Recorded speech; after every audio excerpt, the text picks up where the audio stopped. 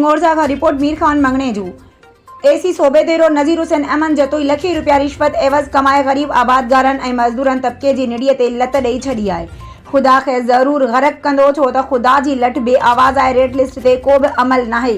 दुकानदार हथ राधू लिस्ट ठाहे मिस्कीन माण्हुनि खे ॿिन्हिनि हथनि सां लुटे फुरे रहिया आहिनि। बाख़बर ज़रियनि मुताबिक़ मज़कूरा एसी सूबेदेरो रात जे अंधेरी में हिंगोरजा समेत तालुके सूबेदेरे जे मुख़्तलिफ़ नंढनि वॾनि शहरनि में छापा लॻाए मुख़्तलिफ़ कलर भाणजे भांडा दुकान गुदाम सील किया हुआ, जेके बाअसर सियासी माण्हुनि जी मार्फत वरी करप्शनी डील कंदे फ़ी बोरी जे हिसाब सां करे सुबुह जो खोले छॾिया। एसी सूबेदेरो जो चवणो मुताबिक़ त तव्हां सहाफ़ी मुंहिंजो कुझु बि बिगाड़े नथा सघो, छो त मां उहा मंथली डीसी खैरपुर ऐं कमिश्नर सखर ताईं पहुचाईंदो आहियां। जेकॾहिं अहिड़े क़िस्म जा करप्ट अवाम दुश्मन अनासिर ऑफिसर वॾियुनि कुर्सियुनि ते हूंदा त सिंध जे मज़लूम ग़रीब अवाम जो छा थींदो।